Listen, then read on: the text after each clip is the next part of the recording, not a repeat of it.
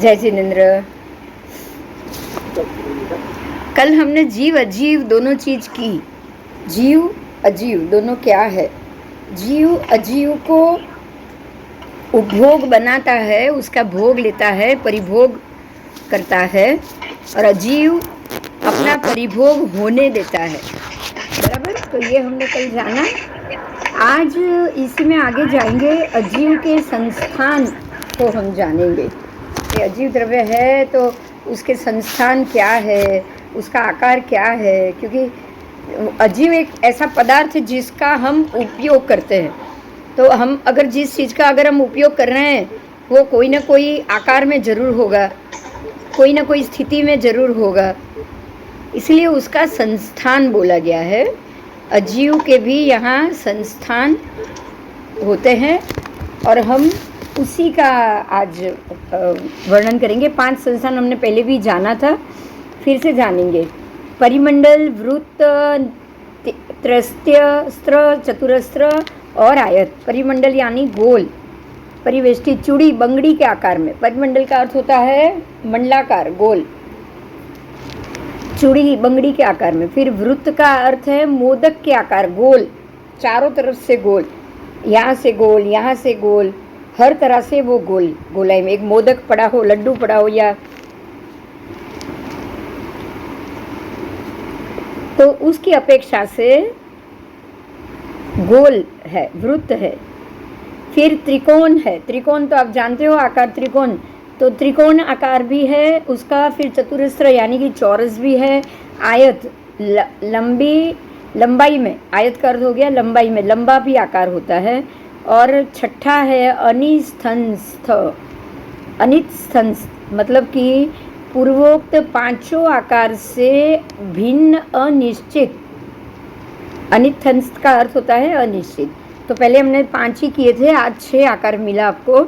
अजीव द्रव्य के 6 आकार होते हैं और ये 6 आकार में एक आकार आपका इस आज ज्वाइन हुआ है और वो है अनियत।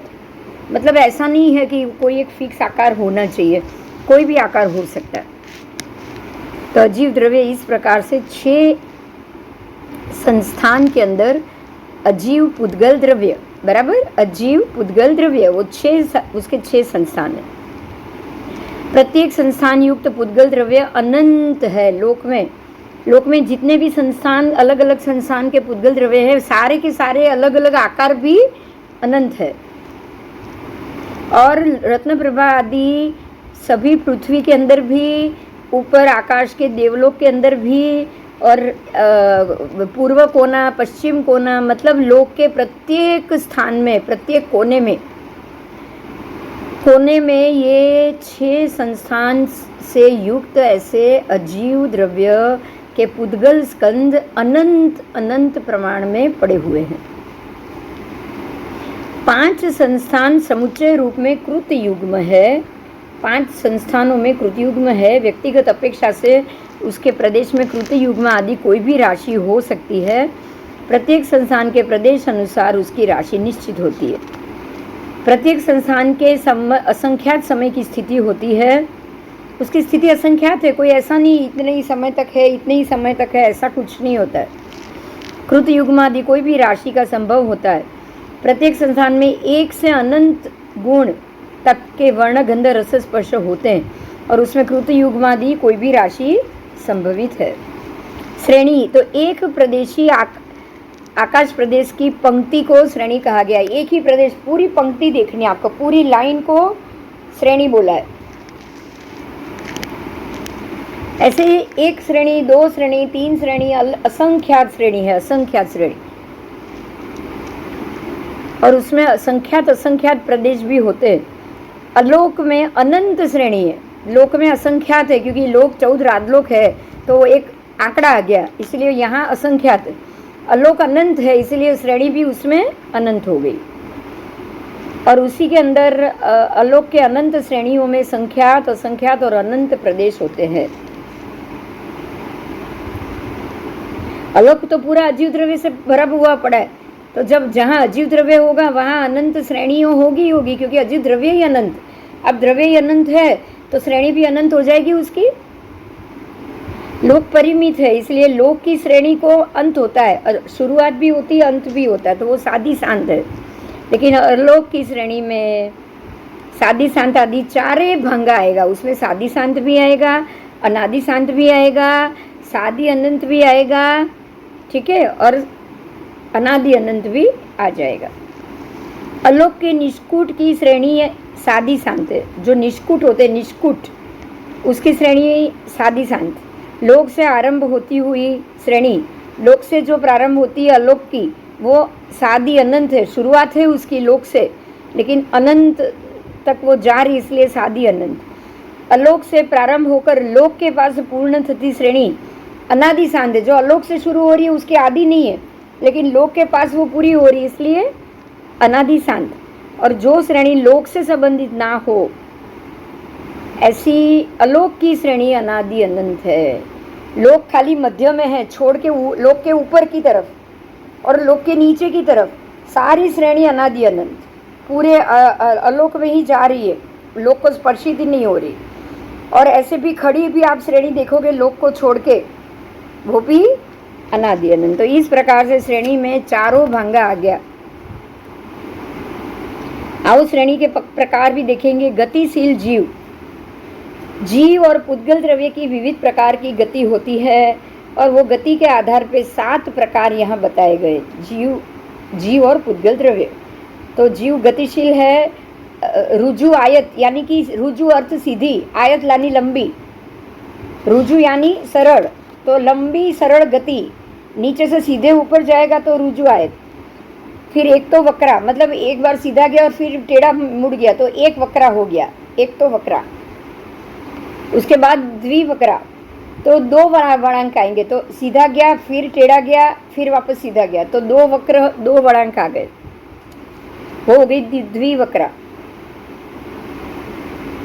फिर एकतः खा, यानी कि एक तरफ त्रस नाड़ी के बाहर के आकाश को स्पर्श करनारी गति, ठीक है, त्रस नाड़ी के बाहर की तरफ, त्रस नाड़ी से सीधे बाहर चली जाए तो वो एक तो वक्रा हो गई, सीधी वक्रा ही, सीधी नहीं लेकिन वक्र गति, चाहे एक ही है लेकिन वक्र गति। फिर एकतः खा, मतलब आकाश में, तो एक तरफ त्रसनाड़ी के बाहर के आकाश, त्रसनाड़ी में तो आ गया लेकिन बाहर के आकाश को स्पर्शित कर रही है, तो वो हो गया एकतः खा। फिर द्वितः खा, तो दोनों तरफ त्रसनाड़ी के बाहर के आकाश को स्पर्शित करे, त्रसनाड़ी मध्य में है, तो यहाँ से निकल कर यहाँ भी स्पर्श करे, यहाँ से निकल कर यहाँ भी स्पर्श करे। उसके बाद चक्रवाल गति, तो गोलाकार गति, चक्रवाल गोल गोल घूमने वाली। अर्ध चक्रवाल, तो अर्ध गोलाकार गति। तो इस प्रकार से 7 गति बताई गई है। रुजु आयत गति, एक वक्रा गति, द्विवक्रा गति, एक खह गति, द्वित खह गति, 6ठी है चक्रवाल गति और 7वीं है अर्ध चक्रवाल। पहली जो 5 गति है वो जीव और पुद्गल दोनों में स्वाभाविक है। रुजु आयत, एक वक्रा, द्विवक्रा, एक खा, द्विवक्रा खा, ये पांचों गति जीव में भी होगी और पुद्गल में भी होगी, और स्वाभाविक होगी दोनों की, क्योंकि जीव और पुद्गल की स्वाभाविक गति आकाश प्रदेश की श्रेणी अनुसार ही होती है। तो एक ख यानी कि आकाश तरफ जाने वाली एक गति, आकाश की तरफ जाने वाली 2 गति, तो वो तो स्वाभाविक है, दोनों आकाश की तरफ तो जाने वाले हैं ही। जीव और पुद्गल की स्वाभाविक गति आकाश प्रदेश की श्रेणी अनुसार ही होती है। चक्रवाल अर्ध चक्रवाल गति अलग है, वो दोनों गति जो 6ठी और 7वीं है वो पुद्गलों में पर प्रेरित होती है, और जीवों में औदारिक आदि 3 शरीर युक्त जीव की होती है, बराबर। जो चक्रवाल गति है, अर्ध चक्रवाल गति है, वो औदारिक आदि शरीर वाले जीवों की वो गति होती है। तो आपको आज संस्थान के प्रकार मिले और ये मिला, इसमें से कुछ ना समझ पाए तो हम देखेंगे। वो जो 5 संस्थान था वो तो मालूम पड़ गया, फिर से बोल रही हूँ। परिमंडल यानी चूड़ी का आकार, या झालर जो बॉर्डर होती है वो आकार। वृत्त यानी मोदक की तरह गोल, बॉल हो या कुछ हो ऐसा, ऐसा गोल, चारों तरफ से गोल। फिर स्त्र का मतलब है त्रिकोण, सिंगोड़ा जैसा होता है वैसा त्रिकोण। चतुरस्र का मतलब बाजोड़ की तरह चारों कोण, चौरस। और आयत मतलब लंबा, लकड़ी की तरह का आकार। और अनिथंस्थ यानी कि कोई भी अनिश्चित आकार, कोई भी आकार अनिश्चित, पांचों में से एक ना हो, कुछ अलग ही हो, तो वो अनिश्चित आकार। आओ, संस्थानों में द्रव्य के रूप में से अनंत बताया गया है। सब चीज अनंत है, आलोक की अपेक्षा से है, इसलिए। आओ, समझ में आ गया?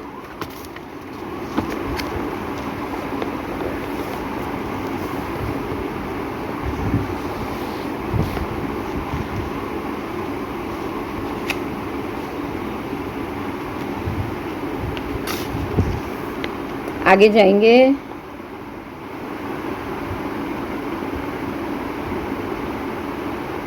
जहाँ यव मध्य यानी कि लोक, पूरे आलोक के बराबर मध्य में लोक है, उसमें एक वृत्त संस्थान है। वहाँ परिमंडल संस्थान क्या संख्यात है? तो भगवान कह रहे कि पूर्ववत अनंत है। वहाँ वृत्त संस्थान से लेकर आयत संस्थान इस प्रकार से ही अनंत की कक्षा में है, क्योंकि आकाश प्रदेश अनंत है, इसलिए वहाँ अजीव द्रव्य के संस्थान भी अनंत है। तो परिमंडल संस्थान भी अनंत है, वृत्त संस्थान भी अनंत है।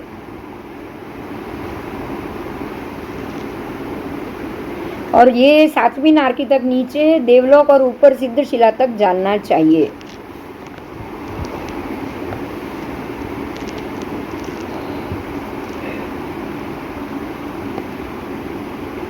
आओ,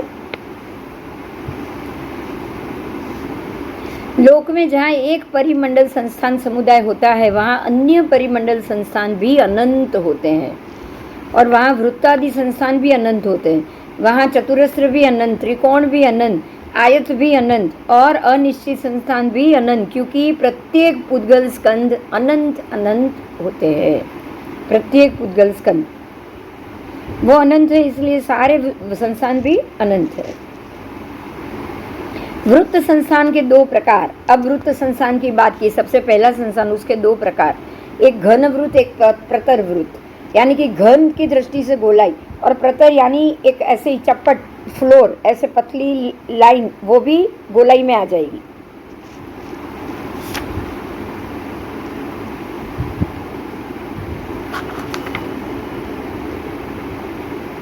युग्म प्रदेशी प्रतर वृत्त जघन्य बार प्रदेश और बार प्रदेश अवगाढ़ तथा उत्कृष्ट अनंत प्रदेशी और अनंत प्रदेश अवगाढ़ होता है।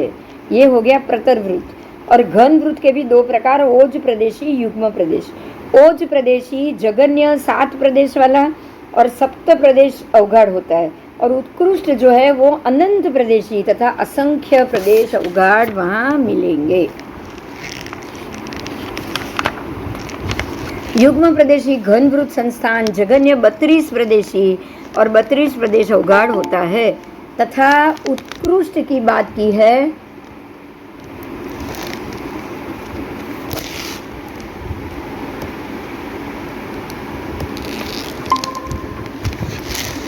उत्कृष्ट की बात हो रही है, तो जो उत्कृष्ट संस्थान है वो भी अनंत प्रदेशी और असंख्य प्रदेश अवगाढ़ होता है।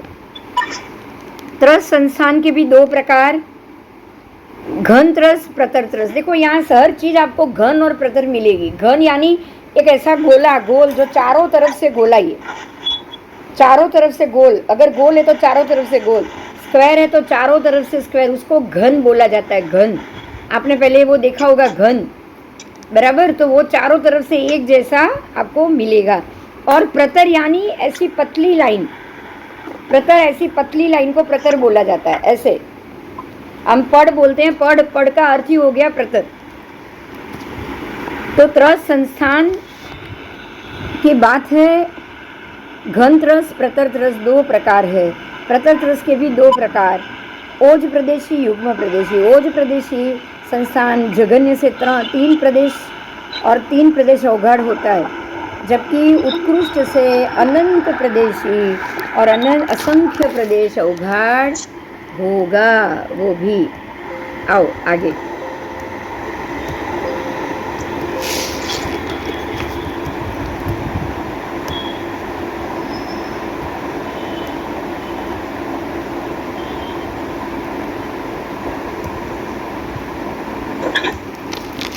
अक्षर।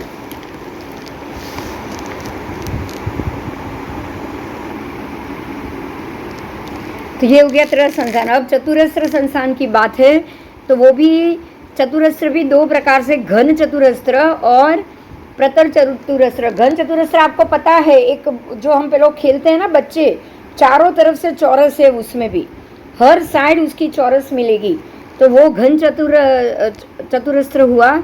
और ओज प्रदेशी, देखो ये चौरस है, अब अगर ये इतना हो गया तो चौरस हो गया, ये इतना हो गया तो ये लंबचौरस, ये प्रतर हो गया, ये प्रतर चौरस। आओ, तो ओज प्रदेशी और युग्म प्रदेशी ऐसे दो, उसमें अब घन चतुरस्र की बात करेंगे। घन चतुरस्र, प्रतर चतुरस्र, दो भेद, ठीक है। तो प्रतर चतुरस्र के भी दो भेद, ओज प्रदेशी, युग्म प्रदेशी। तो जो ओज प्रदेशी प्रतर चतुरस्र संस्थान है वो जगन्य से नव प्रदेशी और नव प्रदेश अवगाढ़ होगा, और उत्कृष्ट अनंत प्रदेशी और असंख्य प्रदेश अवगाढ़ होगा। अब जो युग्म प्रदेशी है उसकी बात है, प्रतर चतुरस्र संस्थान जगन्य से 4 प्रदेशी और 4 प्रदेश अवगाढ़ तथा उत्कृष्ट से अनंत प्रदेशी और अनंत प्रदेश अवगाढ़ होते हैं।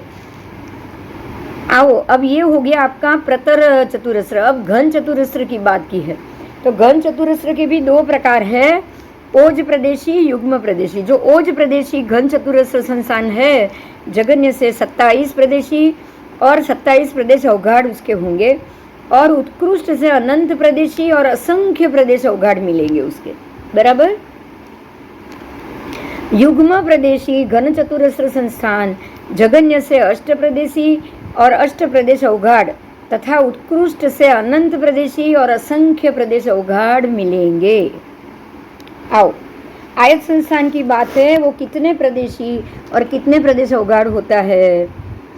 तो हे गौतम, आयत संस्थान के 3 प्रकार है, श्रेणी आयत, प्रतर आयत और घन आयत। देखो, घन आयत और प्रतर आयत तो आपने आगे भी सबके देखे। ये लंबचौरस है, तो लंबचौरस श्रेणी भी मिलेगी, एक दादर, दूसरा दादर। दादर देखो आप लंबचौरस होता है, तो दादर को श्रेणी बोला गया है, बराबर। तो 1 श्रेणी, 2 श्रेणी, 3 श्रेणी, 4 श्रेणी, तो वो सारे श्रेणी आयत हो गए। ऐसे ही प्रतर आयत और घन आयत।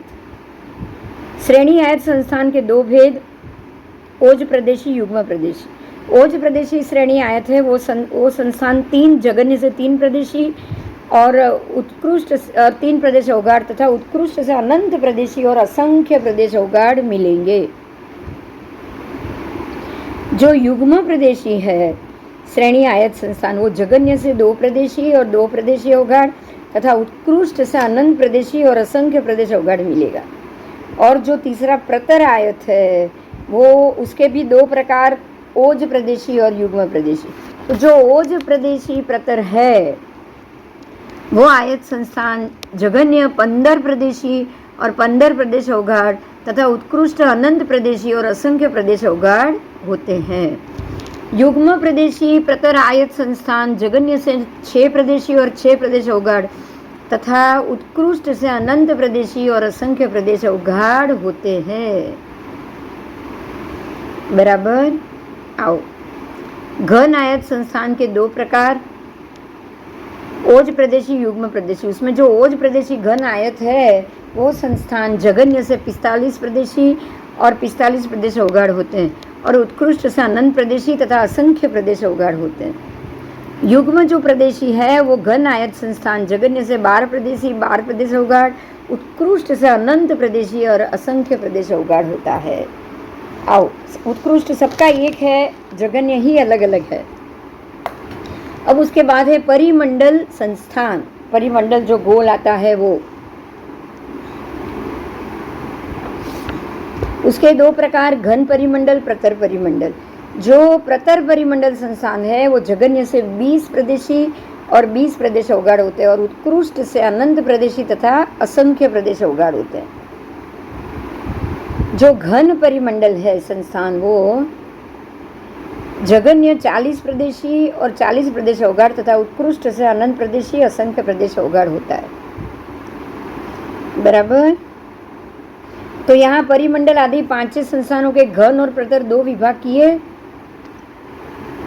आयत संस्थान की श्रेणी, प्रतर और घन ऐसे 3 विभाग हुआ। परिमंडल संस्थान को छोड़ के बाकी के चारों संस्थान में फिर से ओज प्रदेश और युग्म प्रदेश ऐसे 2-2 भेद किए। ओज का अर्थ क्या है? तो 1, 3, 5, 7, 9 आदि जो विषम संख्या हो गई, ऐसी विषम संख्या, एक ही संख्या को ओज कहा गया। और युग्म यानी जोड़ की, तो 2, 4, 6, 8, 10, 12 ऐसी सम जो संख्या होती है उसको युग्म कहा गया है। जिसमें मात्र लंबाई हो 100 की तरह 2, 3, 4 परमाणु प्रदेश एक ही पंक्ति में हो, सुई कैसी होती है वैसे सुई की तरह वो सीधी लाइन में हो, ठीक है, तो उसको क्या कहा जाएगा? प्रतर।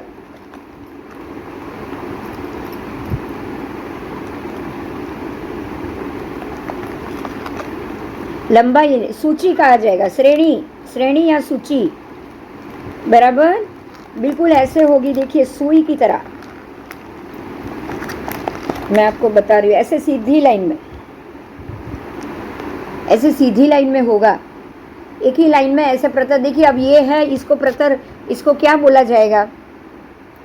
श्रेणी बोला जाएगा।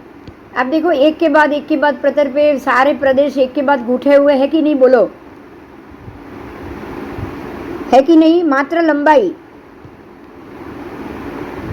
2, 3, 4 ऐसे परमाणु इकट्ठे होके एक लाइन से गुठाए हुए हैं, तो ये हो गया श्रेणी। और ये आयत में ही होगा, लंबाई में ही, ऐसे या ऐसे लंबाई में, या तो ये ऐसे होगा लंबाई में या फिर ये ऐसे होगा। अब प्रतर की बात है तो जिसमें लंबाई चौड़ाई दोनों हो, देखो ये प्रतर हो गया, लंबाई भी है और चौड़ाई भी है, ये लंबा भी है और चौड़ा भी है, तो ये एक प्रतर हो गया। थाई नुचिबू, एक सपाटी पर एक पड़ हो, मतलब ये सपाटी पर एक पड़, ये सपाटी पर एक पड़, तो चिबा हुआ ना। घन, लंबाई चौड़ाई सब चारों तरफ से एक समान, ऐसे गोलाई भी आ गई, देखो चारों तरफ से गोल एक समान। तो इस प्रकार से श्रेणी, प्रतर, घन में ओज और युग्म ऐसे 2 चीज आपको यहाँ देखने को मिली। इसमें एक और कुछ पिक्चर है, वो मैं आपको बाद में फोटो लेकर रख दूंगी, आप वीडियो देखोगे तब इसको समझ लेना, ठीक है। अलग अलग आकार में प्रतर में जो अजीव द्रव्य के संस्थान है उसके अलग अलग आकार बताएं, पर वो मैं लास्ट में वीडियो रखूंगी, आप उसमें देख लेना।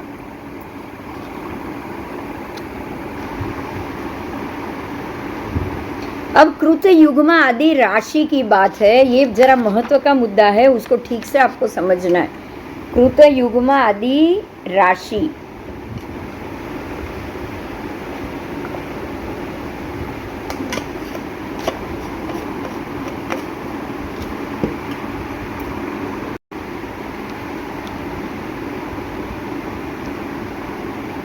एक परिमंडल संस्थान द्रव्य रूप में क्या कृत युग्म है, त्रोज है, द्वापर है या कलयोज? देखिए 4 यहाँ भेद है, कृत युग्म, त्रयोज, द्वापर, कलयोज। कृत युग्म, त्रयोज, द्वापर, कलयोज, ये 4 यहाँ भेद है। अब ये चारों भेदों को भी हम जैसे जैसे आगे पढ़ते जाएंगे उसकी डिटेल आती जाएगी और इसको हम समझते जाएंगे, बराबर।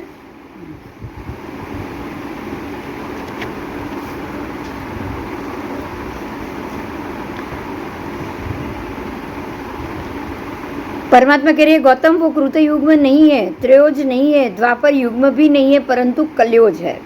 जो परिमंडल संस्थान है वो कलयोज है। हे भगवान, वापस प्रश्न हुआ, वृत्त संस्थान द्रव्य रूप में क्या कृत युग्म है? तो वृत्त संस्थान की बात करी है, तो वो भी परमात्मा ने मना किया, वो कृत युग्म नहीं है, त्रयोज नहीं है, द्वापर नहीं है, परंतु कलयोज है। मतलब कि परिमंडल संस्थान भी कलयोज, वृत्त संस्थान भी कलयोज।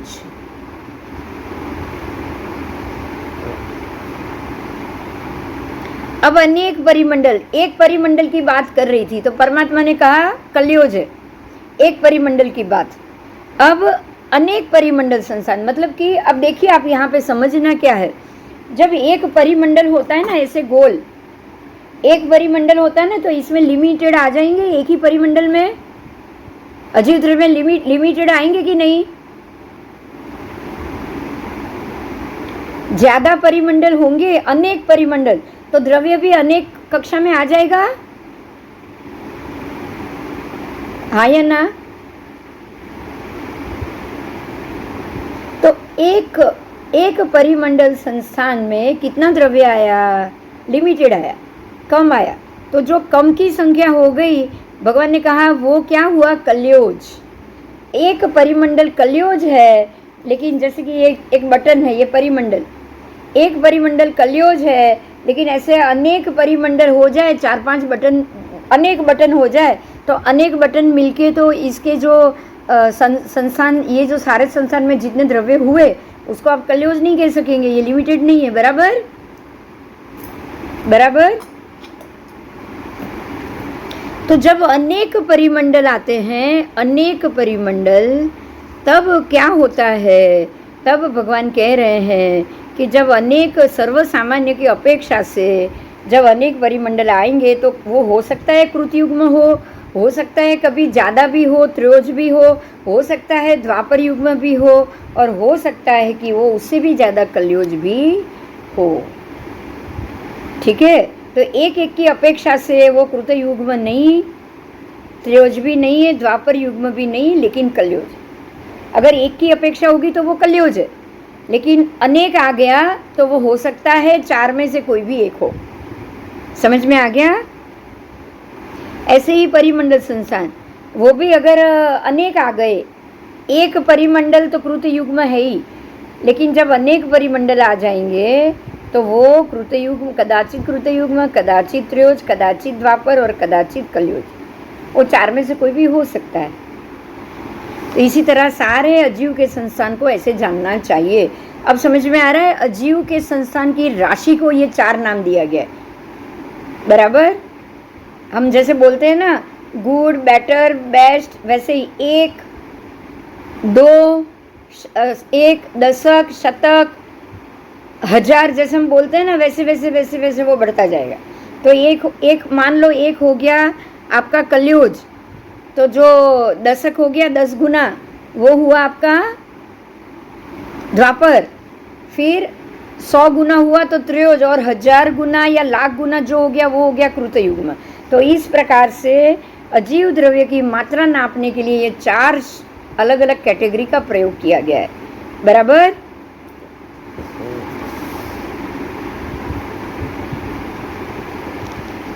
अनेक परिमंडल संस्थान प्रदेश से, अनेक परिमंडल संस्थान, ऐसे अनेक गोलाई हो तो अनेक परिमंडल संस्थान प्रदेशों के कारण से कदाचित कलयोज, कदाचित कृतयुग्म, कदाचित द्वापर, कदाचित त्रयोज। बराबर। तो इसे 4 प्रकार से हो सकता है। आओ, क्योंकि इसमें एक राशि निश्चित होगी, जब वो राशि क्या होगी वो होगा। तो अभी क्या हो रहा है, एक राशि को निश्चित किया गया, ध्यान से समझिएगा, कोई आंकड़ा नहीं है कृतयुग्म यानी कि 1 करोड़ या ऐसा आंकड़ा नहीं है। आप एक राशि लो, उसमें उसको 4 से भागो, अगर शेष बिल्कुल नहीं बची, मतलब भाग्यांक आपके बहुत लंबा निकल गया, तो वो हो गया कृतयुग्म। अगर उसको राशि को 4 से भागो और 3 शेष बच रही है तो 3 चीज बच गई, उसमें कुछ नहीं बचा है, मतलब सारी की सारी आपके वो संस्थान उसमें चला गया, द्रव्य में चला गया। अब उसको भागने के बाद 3 शेष बची है तो वो त्रयोज हो गया। 3 शेष बची, मतलब तीन संस्थान आपके पास बचे। अगर वो करने के बाद द्वापर में 2 शेष बचेगी तो वो द्वापर, और कलयोज में 1 ही शेष रहेगी तो वो कलयोज। तो इस प्रकार से उसकी गिनती को यहाँ, मतलब 1 बचा, 2 बचा, 3 बचा, और जहाँ नहीं, जो नहीं बचा वो भाग्यांक उसका मालिक हो गया। राइट। जहाँ शेष नहीं बच रहा है, अगर आपने 4 से भागा कर किया और शेष नहीं बच रहा है तो 4 ही उसका मालिक हो गया। तो धीरे धीरे आगे आगे आगे आगे जाते जाते उसकी संख्या बहुत बढ़ती जाएगी।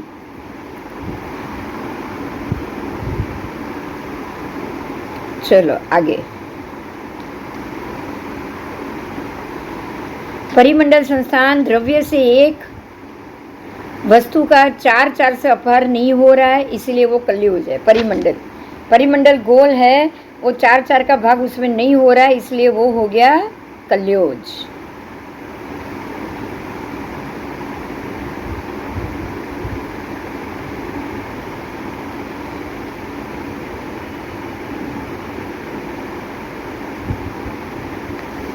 आओ,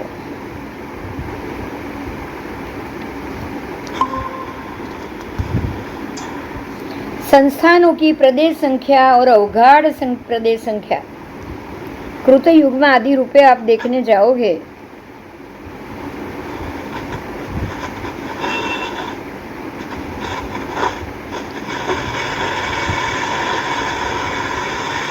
अवाज आवे छे, अवाज बंद कर दो। हाँ, आओ। तो ये आपने कृत युग्म की डेफिनेशन जानी। अभी इतना ही जानो, जैसे जैसे हम पाठ में आगे जाएंगे आपको उसके बाकी के भी गिनती में कैसे उसका उपयोग करना है वो सब आपको आता जाएगा। अब अनेक त्यस्त्र संस्थान यानी कि त्रिकोण संस्थान, अब उसकी बात की है। तो हे गौतम, ओघ देश से कृत युग्म प्रदेश अवगाढ़ है, परंतु जो त्रस्य त्रिकोण की बात है वो ओघा देश से कृतयुग्म ही है। लेकिन जब त्रयोज, द्वापर और कलयुज वो नहीं होते हैं, लेकिन विधान के आदेश से, सामान्य आदेश से वो है, लेकिन स्पेशल अगर आप जब उसके प्रदेश देखने जाओ तो वो कृतयुग्म भी होते हैं, त्रयोज भी होते हैं, द्वापर भी होते हैं, तीनों हो सकते हैं, लेकिन कलयोज नहीं हो सकते। त्रिकोण में कलयोज नहीं हो सकता, क्योंकि त्रिकोण का 3 कोना है। आप तीनों कोने को जंक्शन करने के लिए मिनिमम 3 तो उसमें लग ही जाएगा प्रदेश, तो इसीलिए उसमें कलयोज नहीं हो सकता।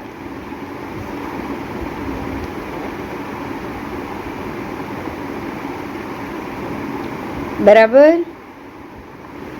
तो आयत संस्थान, अब आयत लंबचौरस है, उसमें भी ओघ से तो वो कृत युग्म कह सकते हो, लेकिन त्रयोज, द्वापर और कलयोज उसमें नहीं हो सकता। तो इस प्रकार से सब में अलग अलग संस्थान की कल्पना की हुई है।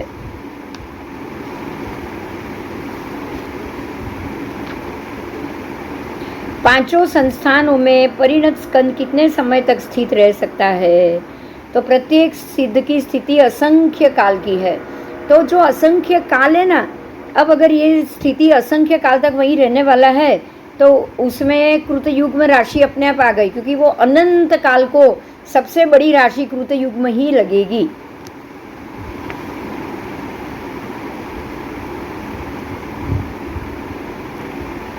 आओ, अब उसके जो वर्णादि पर्याय है उसकी बात की है।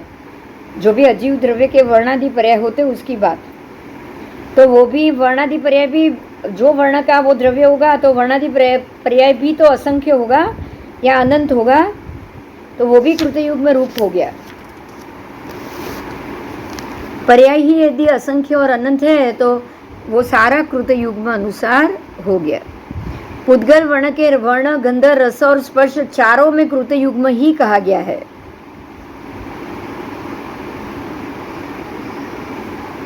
क्योंकि यहाँ एक प्रदेश तो है ही नहीं।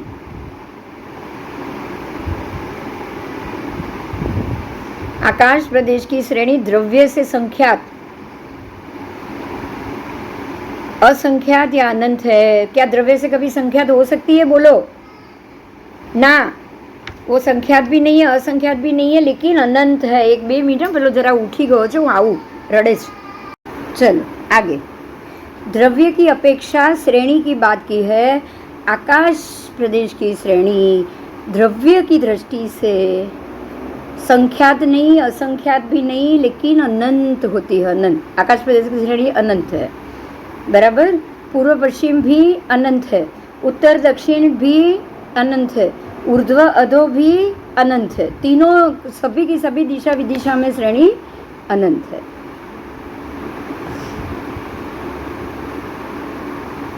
आओ,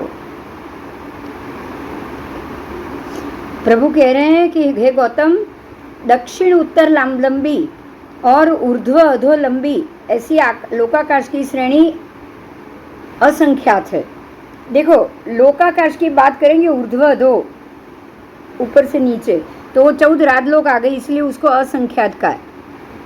तो 14 राजलोक की जो भी श्रेणी की बात आएगी वो आएगी असंख्यात, लेकिन अलोक की बात आएगी, आकाश प्रदेश की श्रेणी, तो वो आएगी अनंत। समझ में आया? 14 राजलोक में 14 राजलोक नियत आंकड़ा है, इसीलिए वो असंख्यात आएगी, क्योंकि उसमें असंख्यात, अनंत में नियत आंकड़ा नियत है, असंख्यात में 14 राजलोक, 14 रज्जु ही असंख्यात, 14 रज्जु शब्द ही असंख्यात।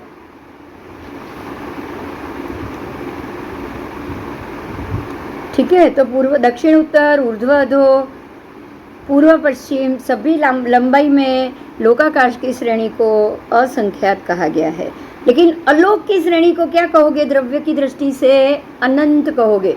उत्तर दक्षिण पूर्व पश्चिम लंबाई में, चौड़ाई में, खड़ी श्रेणी, टेढ़ी श्रेणी, आड़ी श्रेणी, कोई भी श्रेणी देखोगे तो अलोक की श्रेणी अनंत, लोक की श्रेणी असंख्यात। याद रहेगा?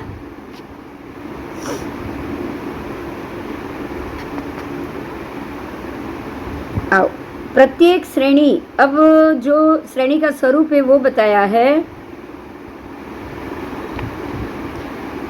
ऊर्ध्व अधो पूर्व पश्चिम, तो ऐसे ही वो श्रेणी गोठी हुई है। हाँ हाँ,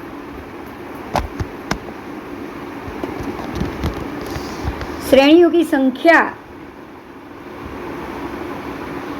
असंख्यात है, तो आप संख्या कर नहीं पाओगे।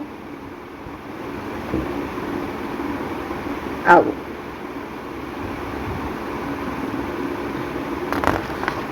इसलिए उसको असंख्यात प्रदेशी कहा गया है। और अलोकाकाश की श्रेणी अनंत प्रदेशी है। अब श्रेणी क्या? सादी शांत, अनादि शांत, वो हमने कर लिया चारों पहले ही, बराबर। उसको चारों भांगे मिलेंगे लोक अलोक दोनों की श्रेणियों के अंदर। तो ये सारी जो ऊर्ध्व अधो लंबी लोकाकाश की जो लंबी श्रेणी 14 राजलोक प्रमाण, तो वो आपको क्या मिलेगी? त्रयोज नहीं, द्वापर नहीं, कलयुग भी नहीं, लेकिन कृतयुग्म जो सबसे बड़ी राशि कहा जाता है वो रूप में मिलेगी, क्योंकि ये असंख्य है इसीलिए ऐसी मिलेगी। तो अलोकाकाश की श्रेणी भी कृतयुग्म ही मिलेगी।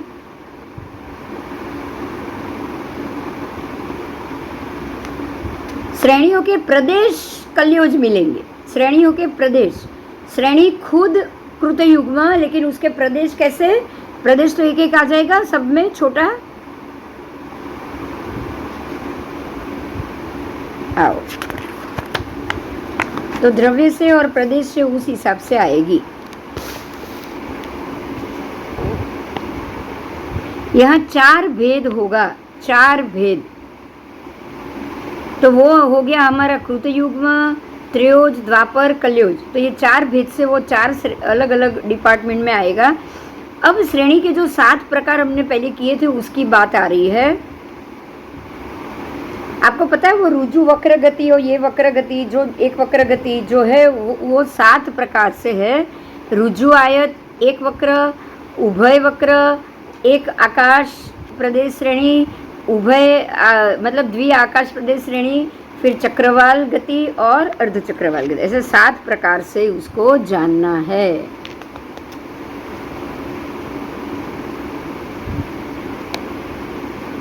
पुद्गल और जीवों की अनुश्रेणी गति होती है। अनुश्रेणी का अर्थ हुआ श्रेणी अनुसार गति, जो श्रेणी है बराबर उस हिसाब से गति। विश्रेणी गति, तो यहाँ पर आकाश प्रदेशों के श्रेणी के विपरीत गति कैसे गति करते हैं? तो प्रश्न किया गया है, भगवान, क्या परमाणु पुद्गल की गति आकाश प्रदेश के अनुसार होती है या उससे विपरीत होती है? आकाश प्रदेश जैसे खड़े हैं उस हिसाब से क्या पुद्गल गति करता है? तो भगवान कह रहे हैं कि हे गौतम, परमाणु पुद्गल की गति अनुश्रेणी होय छे, विश्रेणी से वो गति नहीं करते। अनुश्रेणी मतलब एक के बाद ही एक गति होगी, सीधी लिटी में गति होगी। एक दादर अभी चढ़ा और सीधा 15वां दादर आ गया, ऐसा नहीं होता है। एक के बाद एक स्टेप बाय स्टेप होती है। ऐसे ही द्विप्रदेशी स्कंद की गति, तो द्विप्रदेशी स्कंद हो या अनंत प्रदेशी स्कंद हो, उसकी गति भी अनुश्रेणी से होती है। अब उसके बाद नारकी की गति, तो नारकी की गति हो या वैमानिक की गति हो, वो भी अनुश्रेणी से ही गति होती है। श्रेणी का अर्थ हुआ दादर, तो एक के बाद एक दादर चढ़ते हैं वो।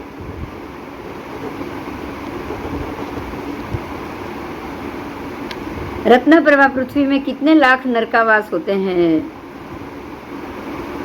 रत्न प्रभा में तो बात हो गई थी पहले, 30 लाख नरकावास है, 30 लाख। तो वहाँ से हमने ये अभी सभी नरक पृथ्वी की बात की कर रहे हैं। गणी पिटक की बात आई है अभी। गणी पिटक में 12 अंग होते हैं, एक बे नहीं 12 अंग। आचारांग सूत्र में किसका वर्णन है? आचारांग सूत्र में श्रवण निर्ग्रंथ के आचार, गोचरी की विधि, विनय शिक्षा, भाषा अभाषा विवेक, करण सित्री, चरण सित्री, संयम यात्रा, आहार मात्रा आदि चारित्र धर्म की प्ररूपणा करी गई है। और आचारांग आदि सर्व अंग सूत्रों का परिचय वर्णन हमें नंदी सूत्र के अनुसार जानना चाहिए। तो यहाँ सूक्ष्म रूप से द्वादशांगी का यहाँ परिचय दिया गया है, लेकिन उसका विस्तृत वर्णन नंदी सूत्र और समवायंग सूत्र में मिलेगा। अब गणी पिटक की बात की। गणी पिटक, पिटक यानी पटारा, गणी मतलब जो आचार्यादि होते हैं उनका पटारा। तो जो आचार्य के लिए जो पिटक के समान, पेटी के समान होता है, उसको गणी पिटक कहते हैं। तो आचारांग आदि 12 अंग शास्त्र, ठीक है, अंग शास्त्र की बात है तो 12 द्वादशांगी, द्वादश अंग, 12 अंग, 12 अंग शास्त्र आचार्यों के लिए, गणी के लिए एक पिटक के समान उनका पिटारा है। उनके अंदर चीज भरी है, उनको क्या क्या करना है, वो कैसे करना है, क्या करना है वो, इसलिए उसको गणी पिटक कहा गया है। आओ शॉर्ट में आपको गणी पिटक बता दिया।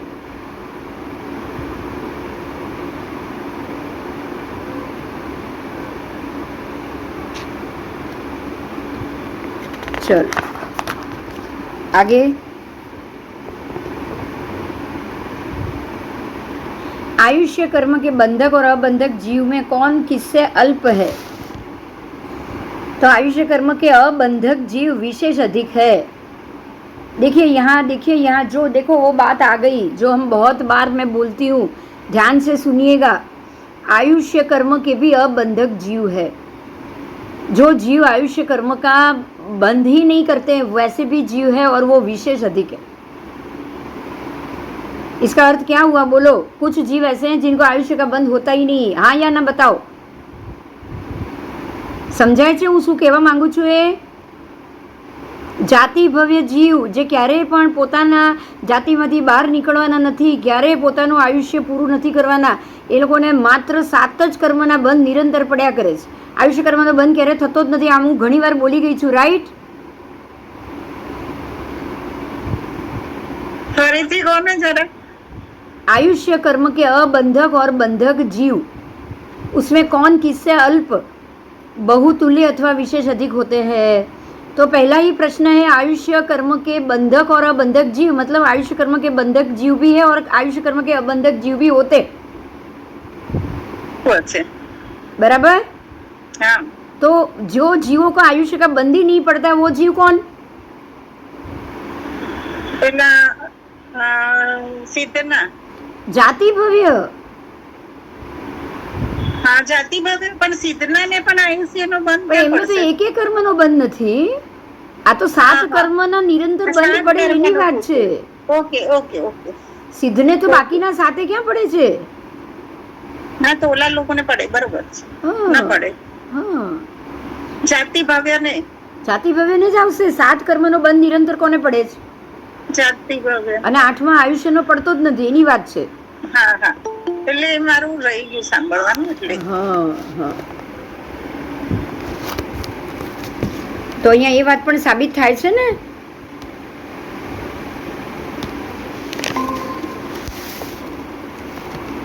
आओ, आयुष्य कर्म के अबंधक जीव विशेष अधिक है।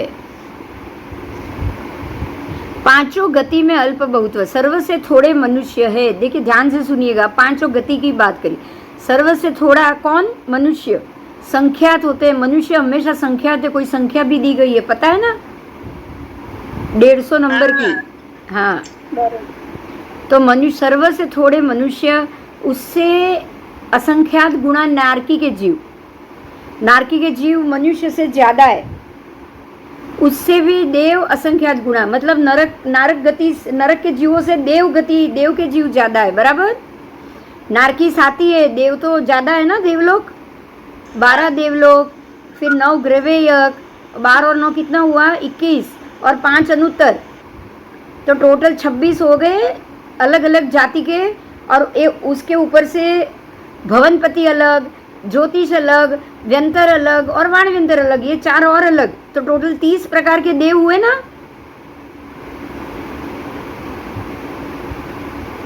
लेकिन नारकी तो 7 प्रकार के ही हुए, तो नारकी से भी असंख्यात गुणा देव, और सिद्ध उससे भी अनंत गुण है। समझ में आवे छे? सिद्ध नरक से भी अनंत गुणा। 5 गति, 5 गति कौन सी है? बोलो, कोई बोलेगा? 5 गति कौन सी होती है? हाँ, 5 गति, 4 ગતિ અહીં નીચે ને 5મી ગતિ ઓલી. હા, પાંચમ ગતિ ને પામવાનું છે ને, આપણે બોલીએ છીએ ને મોક્ષ ગતિ. મોક્ષ ગતિ. તો અહીંયા પાંચો ગતિની વાત કરી છે. પહેલી ગતિ મનુષ્ય ગતિ, એ સૌથી થોડી. બીજી ગતિ છે નરક ગતિ, એ એનાથી વધારે. ત્રીજી છે દેવોની ગતિ, એ એનાથી પણ વધારે. ચોથી છે તિર્યંચ ગતિ, અરે સિદ્ધોની ગતિ, એનાથી પણ વધારે, ને એનાથી પણ અનંત ગુણા તિર્યંચ છે. બોલો, તમે લોકો પાણીને વાપરી લો, પછી આપણે ડિસ્કસ. पांचों गति मतलब कि सर्व 14 राजलोक के संसारी जीव आ गए ना,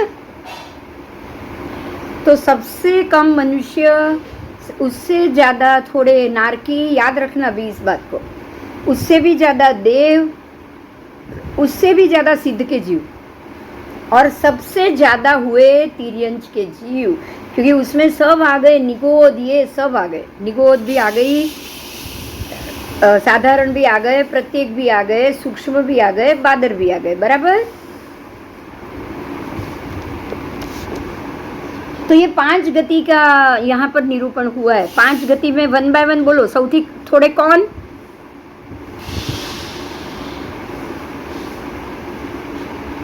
मनुष्य, मनुष्य, उसके बाद नारकी, उसके बाद देवता, उसके बाद सिद्ध भगवान, उसके बाद तो निगोद आवे ना। तिर्यंच, तिर्यंच, तिर्यंच में सब आ गया। हाँ। अब ये 5 में से भी डिवीजन किया, क्योंकि इसमें स्त्री पुरुष सब आ गए, बराबर। हाँ। तो अब उसमें से कौन कम वो बताया है। 5 की 8 गति बताई। 5 में से कितनी गति बताई? अब 8 गति। तो उसमें देखो नरक गति, 8 गति कैसे होगी, ध्यान से सुनो। नरक गति, फिर तिर्यंच गति और तिर्यंचाणी गति, मतलब तिर्यंच में भी पुरुष और स्त्री अलग, बराबर।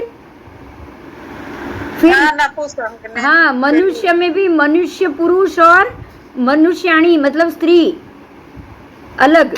देव में भी देव अलग, देवी अलग। तो आपके हो गए 7 और 8वें सिद्ध।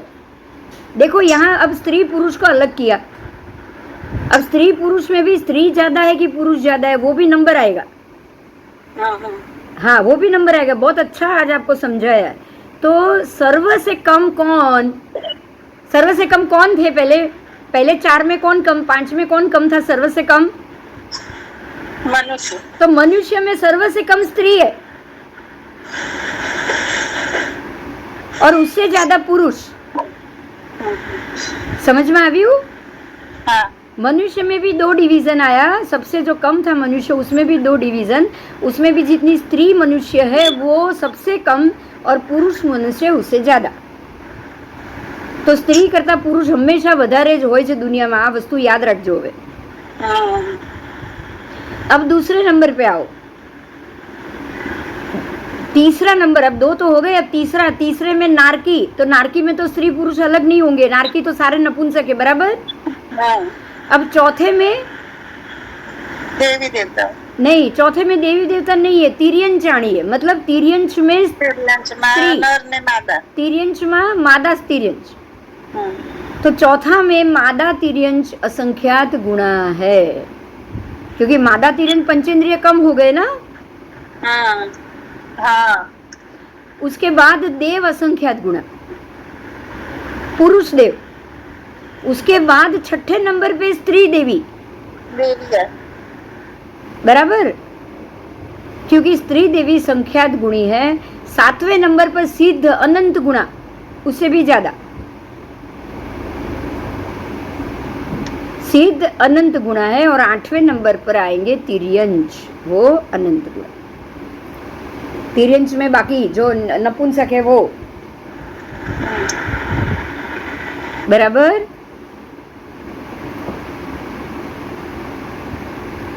बराबर. आओ. નપુંસક હોય એમાં જાતિ વગેરે હશે. નપુંસકમાં જાત પુરુષ પણ આવી ગયા. જો સ્ત્રી તિર્યંચ જ પહેલા આવ્યું, પુરુષ તિર્યંચ હવે આવ્યા છે.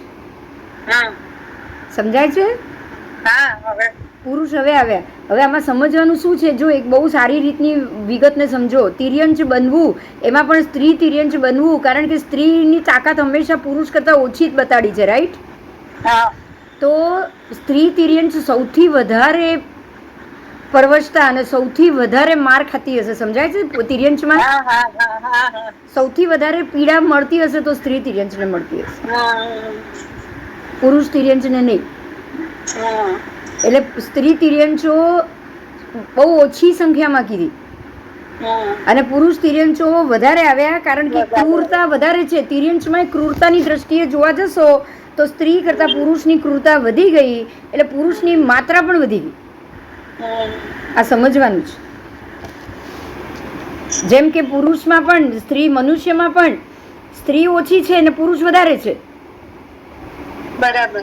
એવી જ રીતે તિર્યંચમાં પણ સ્ત્રી ઓછી છે અને પુરુષ વધારે છે. દેવોમાં પણ સ્ત્રી ઓછી છે અને પુરુષ વધારે છે. સમજાયું? બધે આમ છે. હા, દેવી સંખ્યા જ ઓછી છે. હા, સ્ત્રીની સંખ્યા જ ઓછી છે, દેવી સંખ્યા જ છે અને પુરુષો અસંખ્યાત છે. દેવો બરાબર, દેવી સંખ્યાત, એવી રીતે સ્ત્રી મનુષ્ય પણ સંખ્યાત અને સ્ત્રી તિર્યંચ બી ઓછા. આ બધા ત્રણે ઓછા. અને દરેક સ્ત્રી પુરુષ તિર્યંચ વધારે, મનુષ્ય પુરુષ વધારે અને દેવ પુરુષ બી વધારે. બરાબર બરાબર. તો આ પ્રમાણે ડિવિઝન. હવે ઇન્દ્રિય આદિમાં, ઇન્દ્રિયમાં તો સૌથી ઓછા કયા ઇન્દ્રિય વાળા હોય? બોલો, વિચારો, ખાલી મગજ દોડાવો. સૌથી ઓછા, હા, સૌથી ઓછા પંચેન્દ્રિય જીવ. સૌથી ઓછા પંચેન્દ્રિય. એમાં તો દેવો પણ આવી ગયા, નારકી પણ આવી ગઈ, તિર્યંચ પણ આવી ગયા, મનુષ્ય પણ આવી ગયા. 4 જાતિના પંચેન્દ્રિય, છતાં સૌથી ઓછા. વિચારો હવે. તો એનો અર્થ એ કે એકેન્દ્રિય ઢગલો ભરેલા છે. વાત સાચી? બરાબર. હા.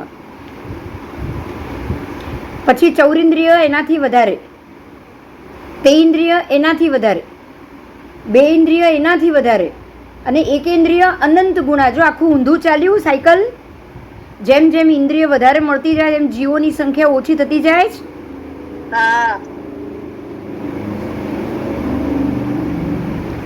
અને સ ઇન્દ્રિય એનાથી પણ વિશેષ હતી.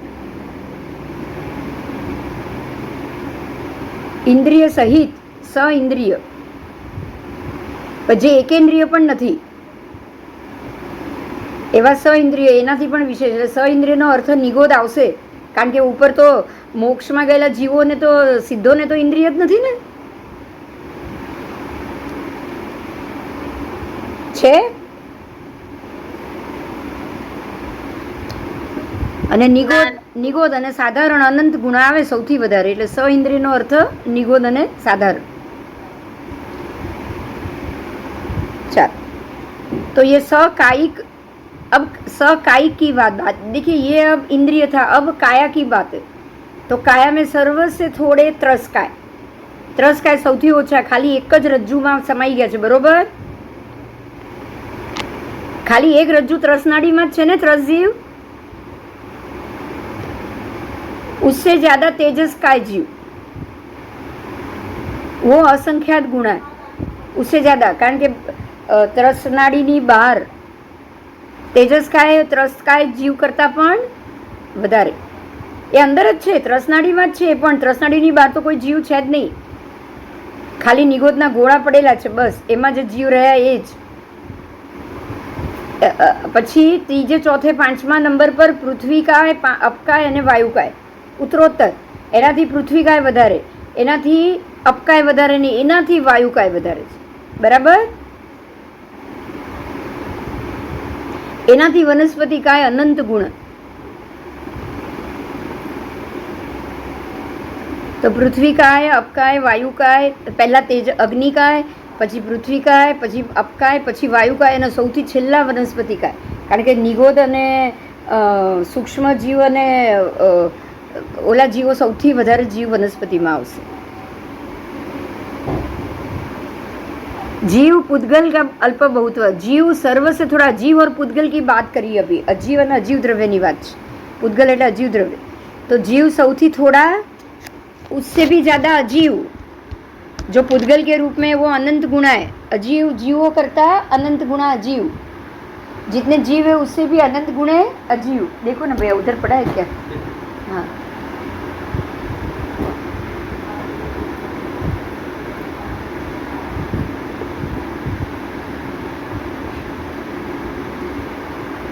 उससे भी अद्धा समय अनंत गुणा. तो जितने पुद्गल द्रव्य उससे भी ज्यादा अद्धा समय.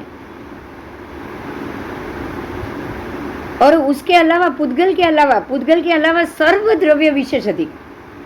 देखिए यहाँ ध्यान से सुनिएगा, पुद्गल है ना, उससे भी सर्व द्रव्य विशेष अधिक है. मतलब पुद्गल द्रव्य एक तरफ और बाकी के द्रव्य को एक गिना है. समझ में आ रहा है? पुद्गल द्रव्य को अलग कर दिया, बाकी के सारे द्रव्य, बाकी के कौन से द्रव्य है, धर्मासिका, आकाशास्तिका, वो विशेष अधिक. और उसके द्रव्य के प्रदेश वो अनंत गुणा. और उससे भी सर्व पर्याय, उससे भी अनंत गुण हो गए. आओ, अब आयुष्य कर्म बंधक की बात है.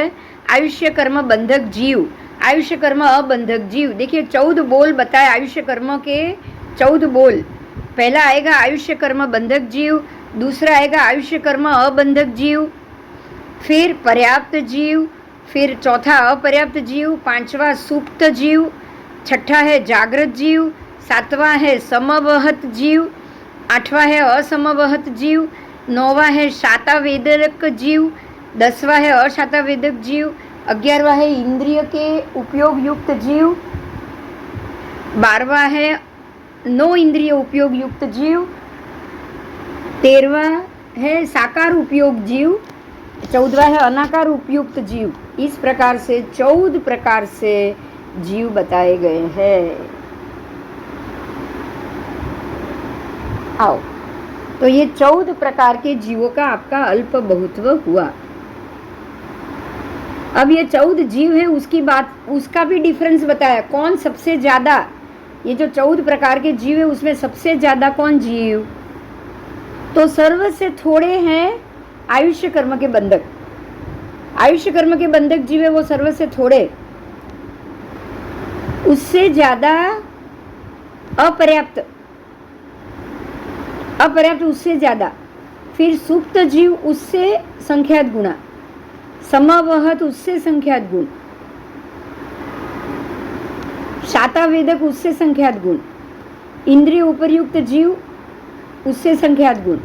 अनाकार उपयोगी, उससे संख्यात गुण. साकार उपयोगी, उससे संख्यात गुण. नो इंद्रिय उपरयुक्त जीव विशेष अधिक. अशातावेदक जीव विशेष अधिक. असमवत जीव विशेष अधिक. जागृत जीव विशेष अधिक. पर्याप्त जीव विशेष अधिक और आयुष्य कर्म के अबंधक जीव सबसे अधिक बताया गया है।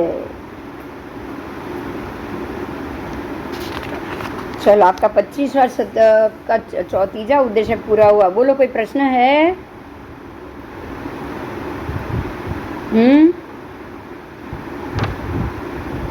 तो मैं चौथा उद्देश्य ले लूं। બંધક ને અબંધક, પછી જાગ્રત ને અજાગ્રત જીવ, જાગ્રત જીવ, સુષુપ્ત એ જીવ, જરા પાછું રિપીટ કરી આપો. સમવહત જીવ, અસમવહત જીવ, એટલે જે પેલા નિગોદના ઘોડામાં બી પડ્યા છે ને હા એ બધા જ જીવોની કક્ષા બતાડી છે। એ જરા ફરથી બોલો। 14 નામ। હા આયુષ્ય કર્મ બંધક જીવ પહેલા, હા પછી આયુષ્ય કર્મ અબંધક જીવ, પછી પછી એટલે લાઈનસર બોલું ને, લાઈનસર તો આ 14 નામ પાછા આવશે। લાઈનસર સાંભળો। સૌથી થોડા આયુષ્ય કર્મના બંધક, એનાથી વધારે જીવોની સંખ્યા અપર્યાપ્ત, એનાથી સંખ્યાત ગુણા। અપર્યાપ્ત જીવ તો ખબર છે ને? હા પછી સુપ્ત જીવ,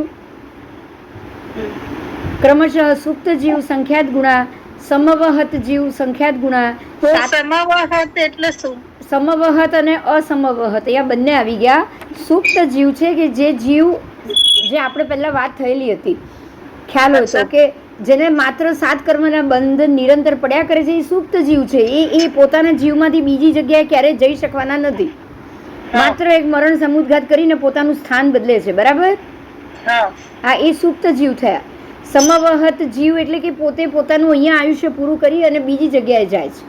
અચ્છા બરાબર। પછી સાતાવેદક એટલે કે જે જીવોને હંમેશા સાતા વેદના જ હોય, એ સંખ્યાત ગુણા, એને અસાતા વેદના થતી નથી હોતી। એ કયા જીવ? એક હવે જેમ કે જ્યોતિષના બિંબ નથી, અચ્છા એ હા, તેજસ શરીર વાળા, એ લોકોને અસાતા વેદના ક્યારે આવે જ નહીં, કારણ કે અસાતા વેદના હોય જ નહીં ને, જે પણ એ જે જીવો છે ને એના અસાતાનો ઉદ્ભવ જ ન હોય। પોતાનું શરીર ગરમ, આપણને પ્રકાશ ગરમ, પણ એનું શરીર તો પોતાનું ઠંડુ જ છે। પોતાનું આયુષ્યતા પૂરું કરીને ત્યાંથી નીકળી જાય, એને કોઈ જાતની વેદના કશું ના ના ના, એને એ બધું કશું હોય જ નહીં, એને વેદના પીડા કાંઈ ન હોય। નિરંતર આટલું ફર્યા કરે તો એને કાંઈ ફરક નથી પડતો। અચ્છા, એટલે જ્યોતિષના દેવોમાં હા, સાતાવેદક જીવો પણ છે, સાતાવેદક જીવો પણ છે। હવે જે રથ ખેંચીને ચાલે છે, 4,000 દેવો, કોઈ સાથે લડાઈ ઝઘડા થાય જ નહીં એ લોકોને, પણ અસાતા તો થતી હશે ને? ના, અસાતા વેદના પણ ન થાય ને, બસ એ ખુશી ખુશી કર્યા જ કરે, ખુશી ખુશી ફરે, નાચતા ગાજતા મજાથી ફરે, મોજથી ફરે એ લોકો। અચ્છા, નાચતા ગાજતા મજાથી, એક સરખો અવાજ ચાલુ, એ લોકોનો અવાજ એ બંધ ન થાય, એ લોકોનું ફરવાનું એ બંધ ન થાય, નિરંતર ફરે, નિરંતર। એટલે એ લોકો સાતાવેદક થઈ ગયા। અરે સંખ્યાત ગુણા, તો જ્યોતિષ દેવો તો સંખ્યાત ગુણા જ છે, સમજાય છે? એ સંખ્યાત ગુણા છે। પછી ઇન્દ્રિય ઉપરયુક્ત જીવ, તો કે જેને જેને ઇન્દ્રિયો મળેલી છે, પંચેન્દ્રિય, ચૌરિન્દ્રિય, એ પણ સંખ્યાત જીવ થયા, સંખ્યાત થયા એ પણ। હવે અનાકાર ઉપયોગી અને સાકાર ઉપયોગ, જે જીવને અનાકાર ઉપયોગ છે, જે જીવને સાકાર ઉપયોગ છે, તો અનાકાર ઉપયોગ, જેને અનાકાર ઉપયોગ છે, તો આ તો બધા નિગોદના જીવ આવી ગયા, જેનો ઉપયોગ જ નથી, જેનો અનાકાર છે, અને જેનો સાકાર ઉપયોગી છે, તો નિગોદના ગોળામાંથી બહાર નીકળતા જીવ, પાછા એમાં પ્રવેશ કરતા જીવ, એ બધા અનાકાર ઉપયોગી, સાકાર ઉપયોગી થશે, એ લોકોને ઉપયોગ છે। પછી નો ઇન્દ્રિય ઉપરયુક્ત જીવ, કે જેને ક્યારે પણ કોઈ ઇન્દ્રિયોનો ઉપયોગ જ નથી, તો નો ઇન્દ્રિય ઉપરયુક્ત જીવ કોણ આવશે? સિદ્ધ ભગવંતના જીવો, કારણ કે એમને ઇન્દ્રિયોનો ઉપયોગ નથી, એમને કોઈ ઇન્દ્રિય જ નથી, એકેન્દ્રિય પણ નથી, રાઈટ? જેને એકેન્દ્રિય પણ નથી એ જ જીવ આવશે, એનાથી પણ વિશેષ છે। એટલે અમે સિદ્ધના જીવો તો સૌથી પેલા નિગોદના જીવથી બીજા નંબરે આવે જ છે,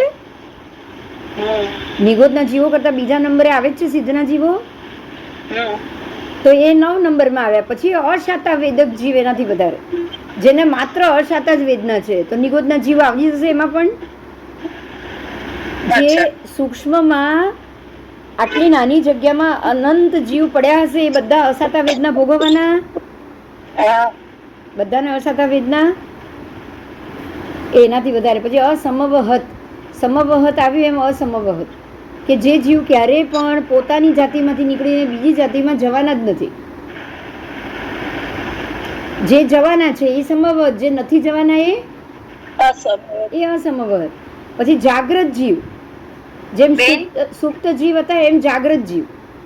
બેન, હા, અસંભવત જીવ છે એમાં જાતિ ભવ્ય ગણાય? હા, અસમવતમાં જાતિ ભવ્ય આવશે જ, કારણ કે એ ત્યાંથી એમનું સમવન થવાનું જ નથી. હા, એટલા માટે જ એ એક જ જાતિમાં રહેવાના છે. એ એક જ જાતિમાં રહેવાના છે એમ. બરાબર. અને જાગ્રત જીવો એનાથી પણ વિશેષ હતી.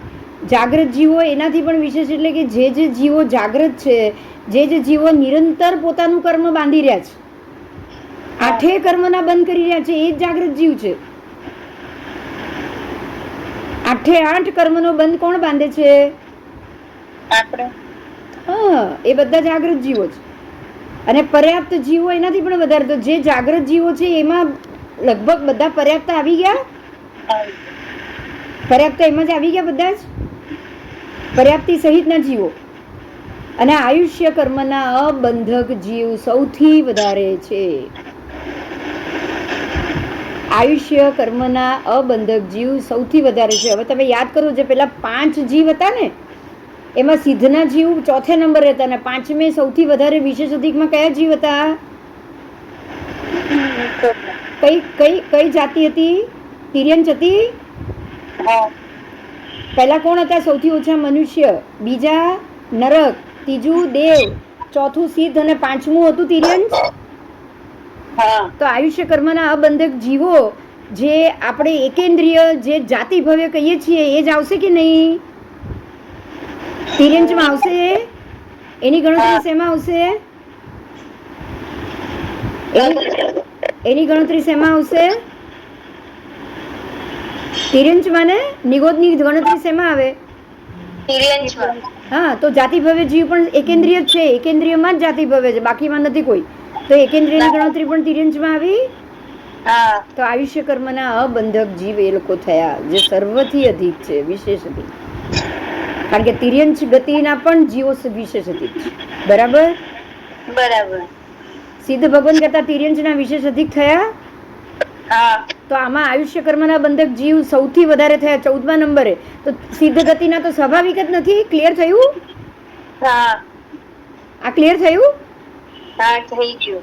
4થા નંબરે સિદ્ધ ગતિના, 5મે નંબરે તિર્યંચ ગતિના હાઈએસ્ટ. તો આમાં પણ હાઈએસ્ટમાં તિર્યંચ જ આવશે ને, આયુષ્ય કર્મના બંધક. સિદ્ધના જીવો આવે તો શેમાં આવે? નો ઇન્દ્રિય ઉપરયુક્ત, કે જેમને એકેન્દ્રિય પણ નથી. બરાબર. જેમને એકેન્દ્રિય પણ નથી, સાધારણ શરીર પણ નથી. સાધારણ શરીરને પણ એકેન્દ્રિય નથી, પણ સાધારણ શરીર તો છે ને. સૂક્ષ્મ એકેન્દ્રિય તો છે કે નહીં? એ લોકો બરાબર છે. એ લોકોને તમે સાધારણ જીવોને શું કહો છો? સૂક્ષ્મ એકેન્દ્રિય કહો છો કે નહીં? કહીએ છે ને. હા, તો નો ઇન્દ્રિયમાં તો એ સૂક્ષ્મ એકેન્દ્રિય પણ નહીં આવે ને. ક્લિયર થાય છે બધું ધીરે ધીરે? તો તમને આજે જગતના બધા જ જીવોની ડિટેલ આવી ગઈ, 15 જીવોની. બરાબર. અને ક્લિયર થયું કે સ્ત્રી ઓછી છે, પુરુષ વધારે છે. આ ઓછા છે, અને એટલે જ પેલું નરક ઓછા, નારકી ઓછા છે ને દેવ વધારે છે. એનું કારણ પણ આ જ છે. કારણ કે માયા અને પ્રપંચ સ્ત્રીમાં જ હોય, એટલે એ હજી નરકમાં જાય, પણ પુરુષો માયા પ્રપંચ ઓછા હોય, એટલે એ લોકો દેવમાં વધારે જાય. એટલે દેવ વધારે છે અને આમાં સ્ત્રી ઓછી છે. સમજાય છે હવે? બરાબર. એ પણ કારણ છે ને મોટું. તો તમારા આ ઉદ્દેશક બી પૂરો થયો. ત્રીજો ઉદ્દેશક. હા, ત્રીજો ઉદ્દેશક હવે પૂરો થયો. હા, નહીં, કાલે નહીં ફાવે મને. કાલે હું નહીં લઉં લેક્ચર. પરમ દિવસે નથી ખબર, કાલ તો નહીં લઉં. અચ્છા, મેં જો બીજું હમણાં એક પેલું મૂક્યું છે, સમયસાર. એ મેં એટલા માટે મૂક્યું કે તમે લોકો બધા એને તમારામાં સેવ કરી નાખજો. અને અમેરિકાથી હું સમયસાર લઈશ. હા, કારણ કે ઓનલાઈન મને મળશે. થોડું થયું છે, પછી છૂટી ગયું. ના, વાંધો નહીં. ઓનલાઈન તમને પણ મળશે અને મારી પાસે બી ઓનલાઈન ત્યારે છે. મારે અહીંથી બુક લઈને નહીં જવું પડે. હા, એ આમાં છે જ બુક. બરાબર. સરસ, બહુ સારું. બરાબર. એટલે અચ્છા, અમે આપણે સમયસર બુક મોકલાવી છે પીડીએફ. હા, પીડીએફ સમયસાર છે. એમ તો 600 પાના છે, પણ મને એવું લાગે છે કે અમેરિકાથી આખું પતી જશે. ઓકે, કારણ કે આમાં ત્યાં શું આવે? સમયસાર એ દિગંબરોએ એના આગમ તરીકે માન્યું છે. અચ્છા, દિગંબરો એના આગમ તરીકે માન્યું છે. એટલે આપણે જ્યારે સમયસાર ભણશું ને ત્યારે આપણને સમજાશે કે એમાંથી આપણી માન્યતા અને એમની માન્યતામાં ક્યાં ક્યાં ફરક છે. ઓકે, તો જ સમજાશે, બાકી સમજાશે નહીં. ભણવું તો પડશે એના માટે. હા બરાબર. એના માટે ભણવું પડશે. એ લોકો નિયમસાર અને સમયસાર એ બે માને છે. એ લોકો આપણા આગમમાં ઈ છે જ નહીં. આપણા આગમમાં સમયસાર નથી, પણ આપણા આગમની જ વિગત સમયસારમાં મળશે. અચ્છા, ખાલી ટાઇટલ અલગ છે. બસ ટાઇટલ અલગ. બાકી 90 આપણા 90 આગમ છે. એ 90 આગમ મૂકીને એ લોકો સમયસાર કરે, આગમ ન કરે એનો અર્થ શું સમજવાનું? બરાબર. એ તો હવે ભણીએ ત્યારે ખ્યાલ આવશે કે એમાં બી લેશિયા આવશે. એમાં પણ જે આપણે ભણ્યા ને એ જ વસ્તુ આવશે. પણ આપણે એને પણ ભણશું. આપણે એને પણ ભણશું. ઓકે, બરાબર. આવશે તો એની અંદર આગમ જ, અને આપણે એના પછી એ ભણો આ ભણો, અને બંનેમાંથી જે મૂળ નિયમ છે એ લઈને આપણે આગળ વધશું. બેન, તમે ક્યારે ભણ્યા સમયસર? બધું બહુ બહુ વર્ષો થઈ ગયા. વર્ષો થઈ ગયા, વર્ષો. સમયસાર, નિયમસાર એ પણ બે ભણી. હજી એ લોકોના એક કંઈક 4 ભાગ છે. 4 ભાગ એ તો ચોપડી મેં વેચાતી જ લઈ લીધેલી. 4 સેટ છે, દિગંબરોના જ છે. એમાં પૂરી આપણે 90 આગમની ડિટેલ એમાં. એ લોકો કે જે અમે આગમ નથી કરતા, આપણે કંઈક અભિગમ કરીને એનું નામ છે. અભિગમ કરીને એ પણ છે મારા પાસે. આપણે એ પણ કરશું. પછી આપણે લગભગ એવા બધા શાસ્ત્રો કરશું કે જે શાસ્ત્રને સિમિલર આપણા આગમ આવે. એટલે તમને ક્લિયર થશે કે આપણે આપણા આગમ ભણ્યું એમાં બધું જ આવી ગયું. બરાબર છે. આપણે કે આવા અલગ અલગ જોવાની કે જવાની જરૂર નથી. અને એ લોકોના નિયમ ક્યાં જુદા પડે એ પણ ખબર પડી જાય. હા, કારણ કે સ્વાભાવિક છે કે જો આપણું ના બે સરખું જ હોય તો એ લોકોને જુદું આગમ કાઢવાની જરૂર શું કામ પડે? બરાબર છે. આપણાથી કંઈક અલગ ગયા હોય તો જ કાઢે ને. બરાબર. આપણાથી જ્યારે માણસ અલગ ગયું હોય ત્યારે જ તમને એમાં અલગ દેખાય, નહીં તો તમને અલગ દેખાય? અલગ કાઢવું હોય અને અલગ જવું હોય એટલે અલગ કાઢવું બી પડે. હા, એટલા માટે જ એને અલગ કાઢ્યું. એટલા માટે જ અલગ કાઢે. આપણે આનાથી આપણે એ વસ્તુ સાબિત થશે કે ભલે આ લોકો અલગ અલગ ફાંટા કરે છે, મૂળ સિદ્ધાંતો એ લોકોના આપણા આગમ સાથે જ ટેલી થાય છે. બસ એ ગણતરીએ પણ આપણે એને વાંચશું. બરાબર છે. હું ચરની રોડ જતી હતી ભણવા. અચ્છા, સમયસર. અચ્છા, કઈ નહીં. હવે અહીંયા વાંચજે, અહીંયા ભણજે. બીજું શું? ચરની રોડ નહીં, ચર્ચ ગેટ. હા, ચર્ચ ગેટ છે. વાંધો. હવે આપણે ઓનલાઈન કરશું. બરાબર, ઘેર બેઠા. બરાબર. અને કદાચ ટાઈમિંગ અલગ આવશે, કારણ કે ત્યાં મને જે ટાઈમ ફાવશે એ ટાઈમે અહીંયા ખબર નહીં કેટલા વાગ્યા હશે. પણ તમે રેકોર્ડિંગ જોઈ શકો. તમારે રોજ બપોરનો ટાઈમ રાખી લેવાનો, આપણો રોજનો ફિક્સ. સાંજનો ટાઈમ રાખી દેજો ને. ત્યાંની સવાર, હા, ત્યાંની સવાર હજી મને ચાલે. ત્યાંની સવારે મને હજી ચાલે, પણ જોઈ લઈએ કેટલા વાગે. ત્યાંની સવારના 6 વાગે 7 વાગે ત્યાં રાત પડી હોય એટલે રાત્રે 9-10 વાગે હું લઉં. તમારે અહીંયા સવાર પડી ગઈ હોય. અત્યારનો આ ટાઈમ હું લઉં ને, આ ટાઈમે લઉં તો ત્યાં તો અડધી રાત વાગ્યા હોય. નહીં, ત્યાંની સવાર થાય અને ત્યાંની સવાર એટલે અહીંયાની રાત થઈ જાય તમારી. એટલે પાછું તમારે બીજું બધું કામ પડતું મૂકીને કરવું પડે ને. પણ રાતના ચાલે ને 9 વાગ્યા પછી? ત્યાં તમને 9 વાગ્યા પછી ચાલે તો હું જોઈ લઈશ ત્યાં કેટલા વાગે છે. હા, તો શું રાતના પ્રતિક્રમણ બધું પતી જાય પછી 9 વાગ્યા પછી કઈ વાંધો ના આવે. 9 થી 10 એક કલાક. તો જો રાત્રે 9 થી 10 લેવું હોય ને તો કદાચ ત્યાં આગળ સવારના 7 વાગ્યા હશે. 7 કે 8 તમને ફાવે તો ઈ પ્રમાણે સેટ કરી શકો. હા, ભલે જોઈ લઈએ. હવે ત્યાં જવું એટલે ખ્યાલ આવે. રેકોર્ડિંગ તમે સમયસરમાં રેકોર્ડિંગ સંભળાવજો, પણ કઈ પ્રશ્ન હોય તો જવાબ પૂછી ના શકીએ ને. એ પછી છે ને આપણે તમારે પ્રશ્ન ઓનલાઈન લખી દેવાનો. એટલે સમજો કે એવું કંઈ થયું તો માનો કે મિસપ્લેસ બી થયું ને તમારું, તો તમારો એ જ પ્રશ્ન વોટ્સઅપ પરથી વાંચીને હું બીજા દિવસના સમયસરના લેક્ચરમાં હું તમને જવાબ આપી જ દઈશ. બરાબર છે. એટલે એટલીસ્ટ ચાલુ રહેવું જોઈએ. આપણે પેલો મહિનો 1.5 મહિનો પડે નહીં ને આખો એક વિષય થઈ જાય, એમ સબ્જેક્ટ થઈ જાય. બરાબર છે. અને તમારા બધા પાસે પુસ્તક અત્યારે આવી ગયું એટલે એ પણ ઈઝી થઈ જાય કે આ પાનું છે ને આ આપણે કરી રહ્યા છીએ. હા, બરાબર છે. ડાઉનલોડ કરી દેશે એટલે એ પણ સારું થઈ જાય ને એક રીતે. બરાબર. એ પણ ફાવે એવું થઈ જાય ને. બરાબર છે. એટલે આપણે એ રીતે જઈએ. બરાબર. બરાબર. બિંદુબેન એક પ્રશ્ન છે. હા બોલો. હવે આપણે વર્ષી તપ ચાલે છે તો અમુક લોકો કે દાડમ આપણે પૂરણમાં નાખીએ, હવે દાબેલીનું પૂરણ બનાવું તો એમાં નાખવું તો ન ચાલે? દાડમ એટલે આમ દાડમ તમારે ખાવાનું હોય? હા, દાડમ આપણે વાપરીએ, દાડમનું જ્યુસ વાપરવાનું કહીએ છીએ બધામાં. સાંજે દાડમનું જ્યુસ વાપરવાનું, તો આખું ઓલું બિયા કાઢેલું હોય એવું વાપરો? ના ના, એમાં બિયા, જો જે વસ્તુ વપરાય ને, બી વપરાતા હોય એ જ વપરાય, આ યાદ રાખવાનું. વર્ષી તપ કે કોઈ પણ તપમાં દાડમ વપરાય છે એનો અર્થ કે એના બી વપરાય છે. સમજાય? સીધું સીધું ગણિત છે. એટલે બિયા કાઢી નાખવાના એવી તો મેટર જ નથી. પછી પેલામાં કેમ ન નખાય? ના, એમાં કેવી રીતે છે કે હવે કેળાનું પૂરણ બનાવ્યું, આપણે ગેસ ઉપર સીજાવ્યું, તો દાડમ એમાં નાખી દીધી, ગેસ ઉપર આવી ગયું, તો પછી આપણે વાપરી શકીએ ને? ગેસ ઉપર ન હોય તો નીચે હોય તો કેમ ના વપરાય? દાડમ છોલીને 48 મિનિટ. બિયા બહુ કડક છે એટલે તમે એને ના વાપરી શકો. એના બિયા કડક એટલે તમે જ્યુસમાં તો વાપરો જ છો ને? હા, જ્યુસમાં તો મિક્સરમાં આખું ક્રશ થઈ જાય, એટલે કે તમે ગાળીને વાપરો. ગાળ્યા પછી તો એ બિયા પાણી પાણી જ હોય, તો મતલબ નથી. હું તો એક વસ્તુ હજી પણ હું મારી વસ્તુ નહીં સમજી. જ્યારે બિયા વપરાય જ છે તો પછી તપમાં તમે બિયા વાપરો કે પેલામાં ગરમ કરીને વાપરો, બે વસ્તુ એક જ થઈ ગઈ. તું દાડમ ને સાંભળ મારી વાત, તું દાબેલી શું તું ફ્રૂટ સલાડમાં બી વાપરશે તો પણ બિયા તો આવવાના જ છે એમાં. એટલે તે 48 મિનિટ પહેલા દાડમ છોડીને મૂક્યું એટલે થઈ ગયું, એટલે છૂટું થઈ જાય છે ને. ઓકે. પછી ક્યાં પછી ન વાપરવાનો તો સવાલ જ નથી. કન્ફ્યુઝ કરવા વાળા ના ના, કન્ફ્યુઝ કરવા વાળા ઘણા હોય. જો સીતાફળ નથી વપરાતું, રાઈટ? રાઈટ. હા બસ, દાડમ વપરાય છે તો બિયા સાથે જ વાપરો છો ને, કે બિયાને ગાળીને ભૂકો કરીને વાપરો એવું તો છે નહીં ને એમાં. તો પછી દાડમ માટે ક્યાંથી આ વાત આવી? એટલા માટે જામફળ વાપરી શકો કે નહીં એમને તપમાં? આપણે વાપરીએ જ છે ને. જામફળ તમે ખાશો ને અત્યારના, તો જેમ જામફળ ખાધું એમ દાડમ ખાધું. જામફળનું શાક બનાવીને ખાઈએ જ છે ને. તો જામફળનું શાકે બનાવીને ખાવ, પણ કાચું જામફળ સમારીને ખાશો ને 48 મિનિટ પછી? ના, એ નથી ખાતા. કાચું જામફળ નથી ખાતા? ના, એ નથી ખાતા. તો પછી તારે આને જરાક સાંતળીને પછી વાપરવાનું. તો હા, ઈ જ કહું, એને શસ્ત્ર લાગી જાય, ગેસ લાગી જાય. હા બસ, તો એવી રીતે વાપરવાનું. મને નથી ખ્યાલ કે દાડમ જામફળ નથી વપરાતું એવું. શું વપરાય?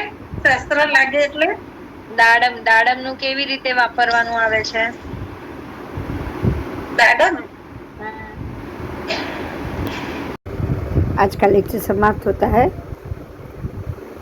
आगे फिर दूसरे लेक्चर में बात करेंगे। जय जी ने।